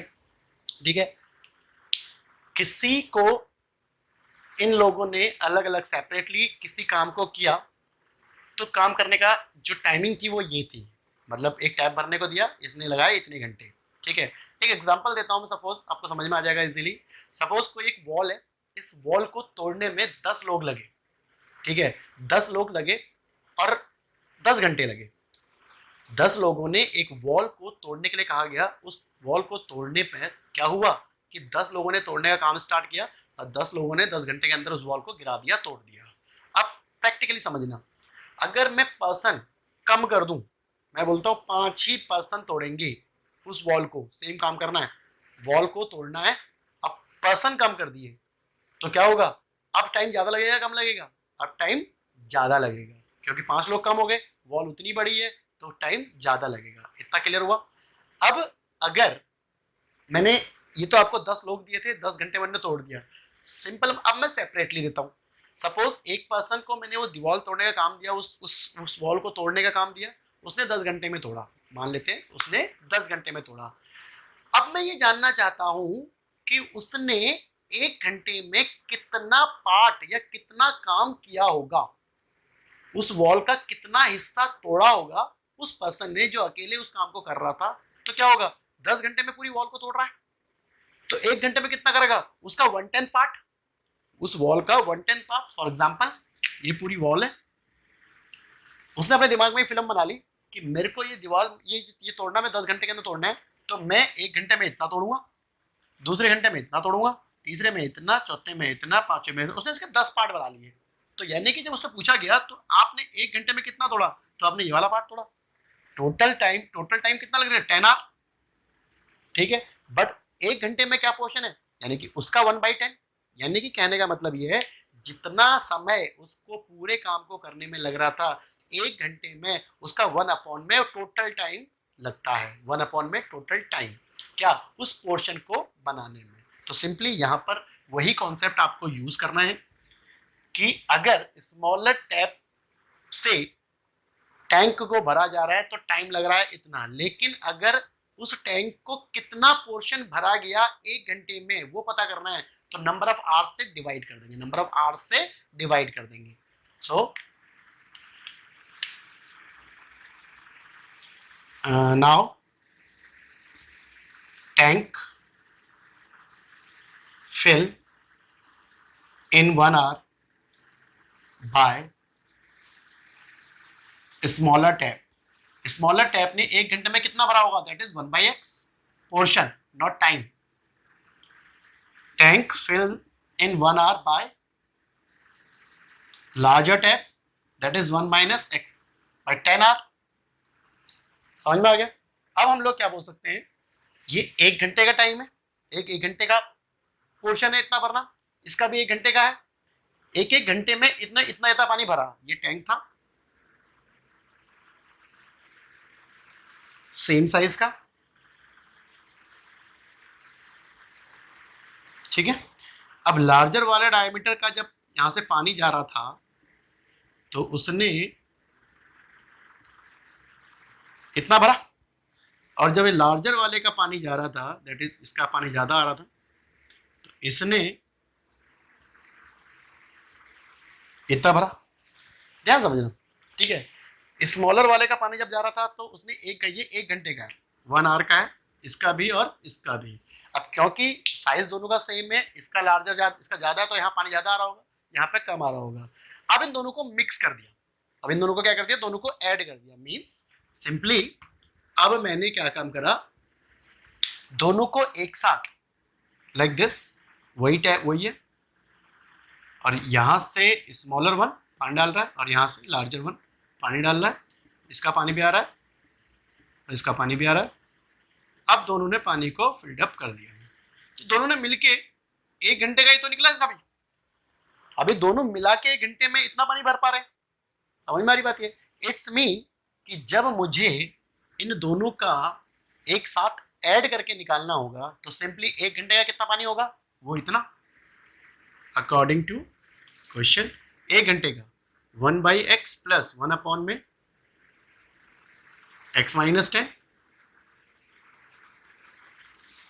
ये स्मॉलर टैप का 1 आवर के वाटर है और ये लार्जर वाले का 1 आवर का वाटर है, इन दोनों को ऐड कर दिया। ये दोनों का मिला के कितनी देर का पानी है, 1 घंटे का। अब सोचो ये पानी किसमें गया, उस टैंक में गया। अगर उसने एक कंडीशन दी हुई है स्टार्टिंग लाइन में कि अगर हमने 75/8 आवर्स के लिए 75.8 आवर्स के लिए 9 and 3/8 आवर्स के लिए उन दोनों को साथ चलाया था तो क्या हो गया था, वो टैंक पूरा भर गया था। तो भैया मैं अगर 75/8 से इसको मल्टीप्लाई कर दूं, ये 1 आवर की कैपेसिटी मान लेते 10 घंटे में पूरा भर रहा होता तो 10 से मल्टीप्लाई कर देते, लेकिन ये कितनी देर में भर रहा है, 75/8 आवर्स में भर रहा है। तो इससे पूरा मल्टीप्लाई करने पर जो इनकी 1 घंटे की कैपेसिटी है क्या होता है, वो टैंक फिल हो जाता है, वो टैंक फिल हो जाता है। टैंक फिल होना मतलब एक काम कंप्लीट होना, इट इज इक्विवेलेंट टू 1। वो काम कंप्लीट हुआ, कौन सा काम, उस टैंक को फिल करने का, तो वो इक्विवेलेंट टू 1 के इक्वल होगा। ये यहाँ पर एक इंपॉर्टेंट रोल प्ले करता है। तो यहाँ पर इक्वल टू क्या आएगा, 1। वो 1 क्या है, उस काम को कंप्लीट करना, ठीक है। अब आपकी इच्छा है कि आप इसको अंदर मल्टीप्लाई करो, कॉम्प्लिकेट बना लो, या आसान तरीका क्या है कि 75/8 से मल्टीप्लाई करने के बजाय इसको सामने ले जाओ तो ज्यादा इजी हो जाएगा। इसके बाद आपको आता है इक्वल टू, उल्टा हो जाएगा उधर जाके 1/8/75। आप इसको सॉल्व कर लो एलसीएम लेके, ये आपको आता है, ठीक है गाइस। तो ये एक अच्छा क्वेश्चन था इसका। बस एक छोटा सा बात याद रखना है कि 1 घंटे ये टोटल टाइम लगा रहा है सेपरेटली, ये टोटल टाइम लगा रहा है सेपरेटली। लार्जर वाला जब इतना टाइम लगा रहा है तो 1 घंटे में कितना भर रहा है, इतना पोर्शन भर रहा है। स्मॉलर वाला 1 घंटे में इतना पोर्शन भर रहा है। दोनों को एक साथ भर दिया तो ये टाइम लग रहा है, ये सॉरी इतना पोर्शन भर पा रहे हैं, इतना पोर्शन भर पा रहे हैं कितनी देर में, 1 घंटे में। तो इतनी घंटे में कितना भर पाएंगे, टोटल 1, यानी कि एक टैंक भर पाएंगे। उसको सॉल्व कर दिया इस तरीके से, ठीक है गाइस। तो ये एक और अच्छा क्वेश्चन था। अगेन 10th क्वेश्चन, फिर आपके लिए होमवर्क मैंने आपसे कहा था सेम टाइप का क्वेश्चन है अगेन। पिछली बार, बस छोटा सा पॉइंट याद रखना है आपको, अगर ना आए तो कमेंट सेक्शन में लिख के मुझे बताना, मैं आप लोगों को उसको कराऊंगा। लास्ट टाइम क्या हुआ ट्रेन वाले क्वेश्चन के अंदर, इसमें एक ओरिजिनल स्पीड दे रखी थी और एक उसकी स्पीड कम या ज्यादा कर रखी थी। इस बार ओरिजिनल या कम या ज्यादा नहीं कर रखी है, इस बार दो ट्रेनों के अलग अलग नाम है, एक है पैसेंजर ट्रेन, एक है एक्सप्रेस ट्रेन। नाम से समझ में आ गया होगा, एक्सप्रेस ट्रेन, पैसेंजर ट्रेन। कौन तेज चलती है भाई? एक्सप्रेस ट्रेन तेज चलती है, पैसेंजर ट्रेन स्लो चलती है। ठीक है, तो पैसेंजर ट्रेन की स्पीड कम होगी, उसकी स्पीड ज्यादा होगी, वो आपको उस क्वेश्चन के अंदर बता रखा है कि कौन सा कितना ज्यादा स्पीड में वो चल रहा है। सिचुएशन सारी की सारी वही है, same as it is, same distance है, डिस्टेंस पर्टिकुलर दोनों का सेम ही है, तो आपको बताना है कि कौन कितनी देर में पहुंचा रही है। इजी क्वेश्चन है। एक 11वां क्वेश्चन और एक्सरसाइज नंबर नेक्स्ट, ये हम आपको इसके बाद कराते हैं। ठीक है, तो देखिए फटाफट से।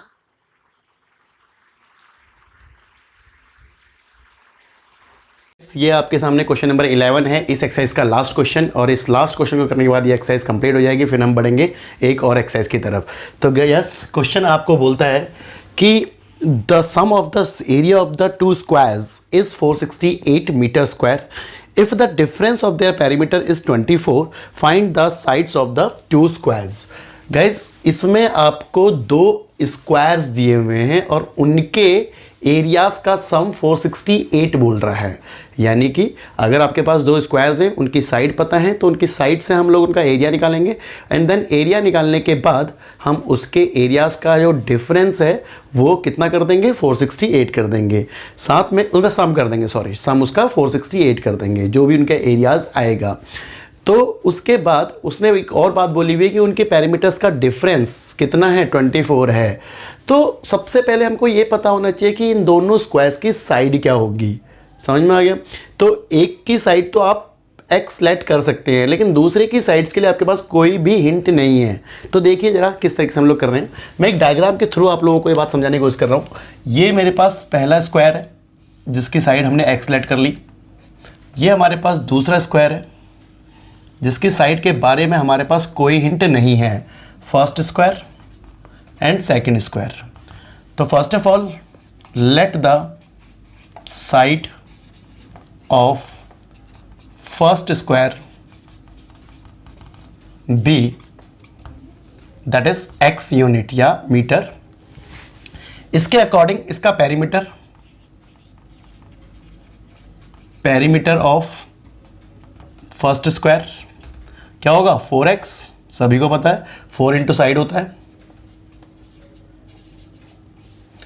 Now area of first square x square metre square, side का स्क्वायर होता है फॉर्मूला, ये इसका एरिया होता है। ठीक है गाइस, नाउ अब हमारा फर्स्ट स्क्वायर का सारा कहानी हमें पता है। सेकंड स्क्वायर के बारे में, एक तो साइड के लिए कोई रिलेशन नहीं दे रखा, एक तो आपको रिलेशन दे रखा है पेरीमीटर का। पेरीमीटर के जो डिफरेंस हैं दोनों स्क्वायर के वो 24 हैं, और एरिया दोनों का सम एरिया वो कितना है, 468 है, दोनों एरियाज का सम। तो एरियाज की हेल्प से तो दिक्कत हो जाएगी आपको, बट आप पेरीमीटर की हेल्प से निकालते हैं। बहुत सारे टीचर्स बहुत सारे स्कूल में या किसी भी ट्यूशन में आपको हो सकता है इसमें 2 वेरिएबल लेने के लिए बोलें, बट वो 2 वेरिएबल आपको यहाँ पर अलाउड नहीं है। हाँ, अगर ये 3rd चैप्टर से रिलेट करता हुआ क्वेश्चन होता तो आप ले सकते थे इजीली, कोई प्रॉब्लम नहीं है। 3rd चैप्टर में आप 2 वेरिएबल्स को ले सकते हैं, वहाँ पर अथॉरिटी है, बट इसमें आप 2 वेरिएबल से नहीं करके 1 वेरिएबल से करेंगे। ठीक है, तो आपने क्या करा, आपने सेकंड स्क्वायर का इसकी साइड आपने एक्स ले ली, इसकी साइड आपको डायरेक्टली ना मिलके पेरीमीटर की हेल्प से आपको इसका पेरीमीटर मिलेगा, किसका, सेकंड वाले स्क्वायर का। तो देखो जरा, पेरीमीटर ऑफ सेकंड स्क्वायर, देखिए गाइस दोनों के स्क्वायर्स के पेरीमीटर का डिफरेंस 24 था। तो जब मैंने आपको बताया था कि जब डिफरेंस होता है तो आप ऐड करते हैं, और जब दो चीज़ों का सम होता है तो दूसरी चीज़ निकालने के लिए माइनस करते हैं। तो ये कॉन्सेप्ट आपको याद रखना है। तो 24 + 4x ये इसका पेरीमीटर आया, किसका, सेकंड स्क्वायर का। अब पेरीमीटर से साइड कैसे निकालते हैं, सभी को आती है। Side of second square, perimeter equal to 4 into side होता है। अगर आपको साइड निकालना है तो इक्वल टू P/4 हो जाता है। तो we have 24 plus 4x upon में 4, क्या कर सकते हैं ज़्यादा ज़्यादा हम इसका 4 कॉमन ले सकते हैं, तो we have 6 plus x upon में 4 कैंसिल आउट हुआ, तो ये इसका क्या आ गया पेरीमीटर, साइड, ये इसकी साइड आ गया। अब इसका area, area of second square square equal to x plus 6 का होल स्क्वायर, ये एरिया आ गया आपका सेकंड का, ये आ गया फर्स्ट का अकॉर्डिंग टू क्वेश्चन। अब आप इसको सॉल्व कर दो, जो कि आपके लिए बहुत ज़्यादा इजी है। देखें कैसे, अकॉर्डिंग टू क्वेश्चन x का स्क्वायर, ये पहले वाले का एरिया था, प्लस दूसरे वाले का area that is x plus 6 का whole square is equal to, जो कि 468 गिवन दिया हुआ है। सॉल्व करके आंसर आप खुद निकाल लेंगे, x square plus 36 plus 12x equal to 468, 2x square plus 12x plus 36 minus 468 equal to 0, 2x square plus 12x, ये माइनस करके आ गया आपके पास माइनस का 432 इक्वल टू 0, 2 से डिवाइड हो रही पूरी equation, x square plus 6x minus 2 and 16 equal to 0। यहाँ से इसको सॉल्व करने के बाद आप इसकी दोनों की दोनों साइड्स ले आएंगे। ठीक है गाइस, तो ये क्वेश्चन आपको बता रहा है कि दोनों की दोनों साइड्स, दोनों की दोनों स्क्वायर्स की साइड कैसे आप लोग निकालेंगे। अब अगर आपके पास पहली साइड निकल के आ गई, मीन्स जो x निकल के आ गया, तो वहाँ पर आप पुट कर देंगे इधर इस वाली साइड में, ये साइड है आपके पास, साइड, ये साइड आपके पास, तो इस साइड के अंदर आप 6 प्लस कर देंगे तो दूसरे की साइड भी आपको निकल के आ जाएगी। तो ये 4.3 है, 4.3 का लास्ट क्वेश्चन है। अब हम लास्ट एक्सरसाइज की तरफ चल रहे हैं। लास्ट एक्सरसाइज का जो आपके पास एक्सरसाइज है वो बहुत छोटी है, उसमें नेचर ऑफ रूट्स के बारे में मैं ऑलरेडी बता चुका हूँ, तो पहले 2 क्वेश्चन आपको इजीली करने हैं, मैं सिर्फ उनके बारे में हिंट दूंगा, और बाकी के 3 क्वेश्चंस में भी आपको ज़्यादा कुछ नहीं करना है, उसमें पॉसिबिलिटीज़ बतानी है और उनको भी इसी तरीके से सॉल्व करना है। चाहे तो आप खुद कर सकते हैं, लेकिन फिर भी मेरे को ज़्यादा से ज़्यादा 5 से 10 मिनट लगेंगे, फटाफट से हम लोग उनके बारे में देखते हैं, एक्सरसाइज नंबर 4.4 के बारे में। ठीक है, इसको कॉपी कीजिए फटाफट से।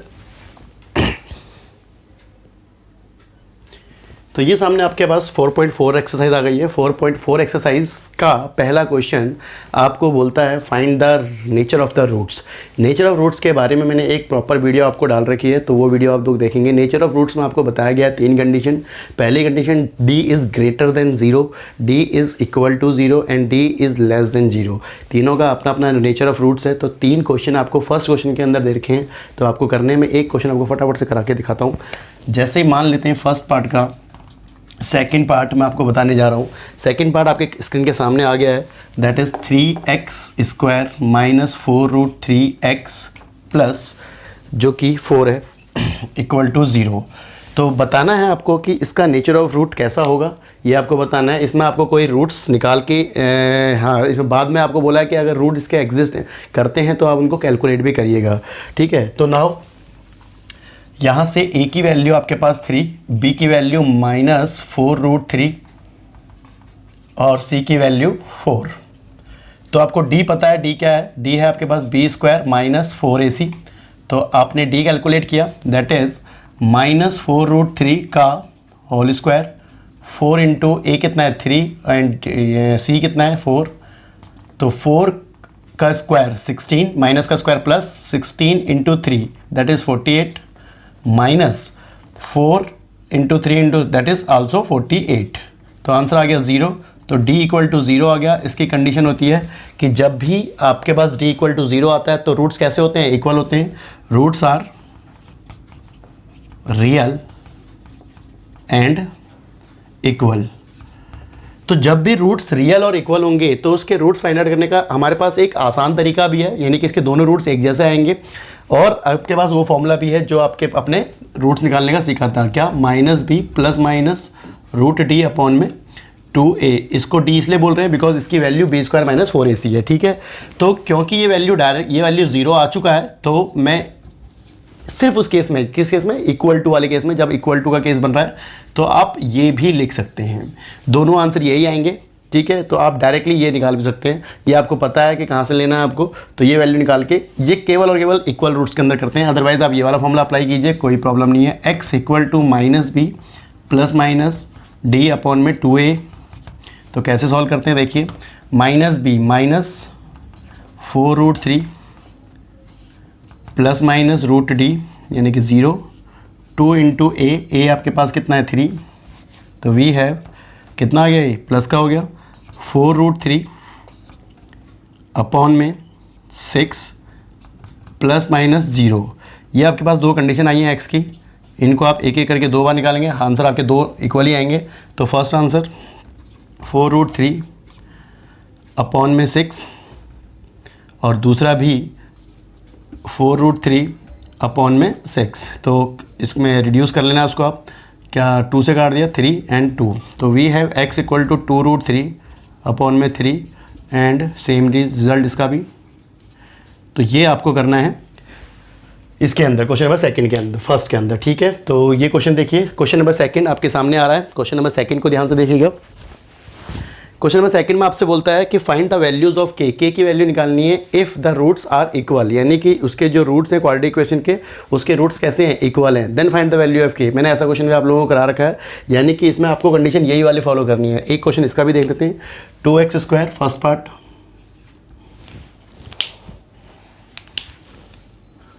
2x² plus kx plus 3 equal to 0। Condition given है कि d इक्वल टू 0 होगा, ये कंडीशन गिवन है आपको, तो k की वैल्यू फाइंड आउट करनी है। तो वी है, अगर ये कंडीशन इक्वल है तो b² minus 4ac equal to 0 कर देंगे। b क्या है, k² minus 4 into 2 into 3 equal to 0। तो k² माइनस, देखिएगा ध्यान से, कितना हो गया, 2 4 2 8, 8 3 24 इक्वल टू 0। तो ये आंसर आ गया आपके पास k² इक्वल टू 24। ठीक है गाइस, आपको पता है कि कंडीशन यहाँ से आपको नज़र आ रहा है कि k² है, मतलब k की दो वैल्यू आएंगी।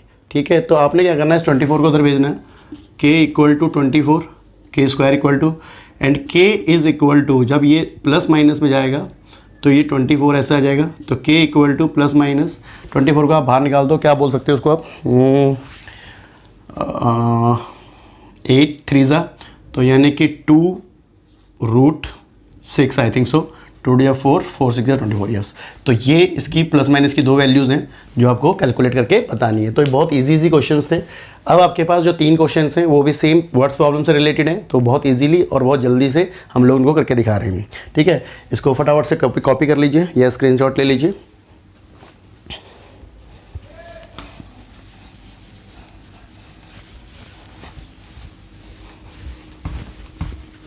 नेक्स्ट क्वेश्चन, क्वेश्चन नंबर 3 आपके स्क्रीन के सामने आ रहा होगा question.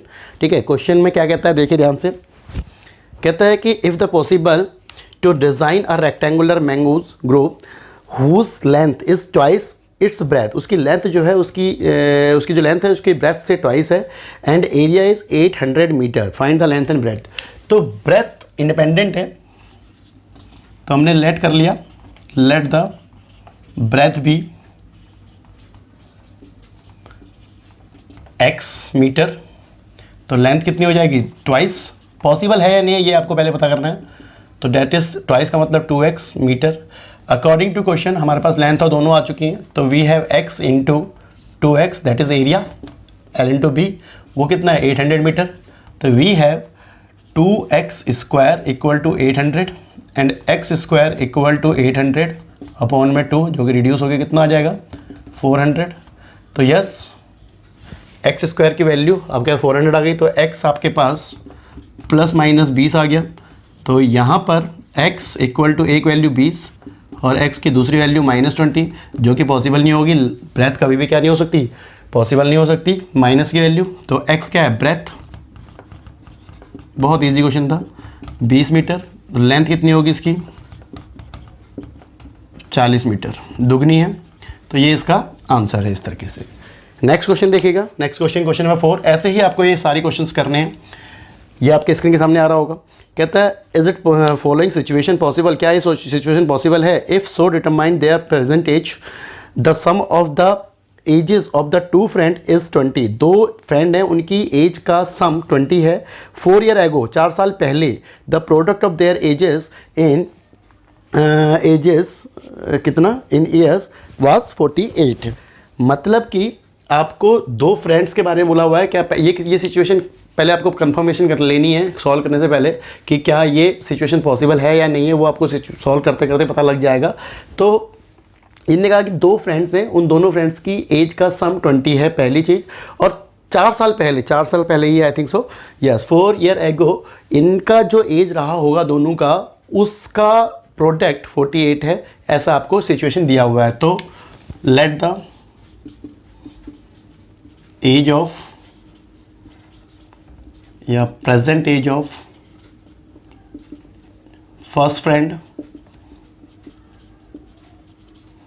B x year, second वाले का 20 माइनस एक्स। मैंने पहले भी आपको बता रखा है, सम दिया होता है तो माइनस करते हैं, ठीक है। अब 4 ईयर एगो, 4 ईयर एगो क्या हो रहा है, दोनों की age of first friend equal to x minus 4 and age of second one 20 minus x minus 4 यानी कि 16 माइनस एक्स। अब देखिए अकॉर्डिंग टू क्वेश्चन, इन एजेस का product x minus 4 and 16 minus x equal to 48 given दिया हुआ है। तो we have x into 16x, x into this x square, 4 into this, तो ये आ गया आपका 64 माइनस का एंड 4 इंटू एक्स प्लस का 4x इक्वल टू 48। नाउ अब हम क्या करेंगे, अब हम इसको लाइक टर्म्स को ऐड कर देंगे, 16 और 4 20x minus x square minus 64 equal to 48। ये सभी टर्म उधर लेके जा रहा हूँ बिकॉज मेरा फर्स्ट टर्म नेगेटिव है, तो मुझे उधर जाके पॉजिटिव करना है, ऐसा मैं कई बार आपको बोल चुका हूँ। तो एक्स स्क्वायर पॉजिटिव माइनस का 20x प्लस का 64 एंड प्लस का ये ऑलरेडी इधर ही था तो 0। तो x square minus 20x plus ये कितना हो गया 4 12 और 8 और 4 12 नहीं 6 और 4 10 और 1 11 112 इक्वल टू 0। अब पॉसिबल है कि आप चेक कर लो इसका d क्या आ रहा है। अगर d हो सकता है रियल ना हो तो आप वहीं पे छोड़ देंगे, आगे सॉल्व नहीं करेंगे। तो वी है बी स्क्वायर माइनस 4ac, आप ये कैलकुलेट करो तो b कितना इसका माइनस 20 का स्क्वायर 4 इंटू 1 इंटू 112, तो ये आ गया 400 और ये आ गया आपके पास प्लस का माइनस का 480 ठीक है 448। तो वी है माइनस 48 जो कि d आया और ये d क्या है नेगेटिव है, तो d लेस देन 0 आ रहा है। तो ये कंडीशन क्या है, no real roots. It's mean कि इसके सॉल्यूशन निकाल ही नहीं पाएंगे आपसे, ठीक है। तो ये आपको ध्यान रखना है, ये आपको पॉसिबिलिटीज चेक करनी है। नेक्स्ट क्वेश्चन देखते हैं फटाफट से, क्वेश्चन नंबर लास्ट इस चैप्टर का।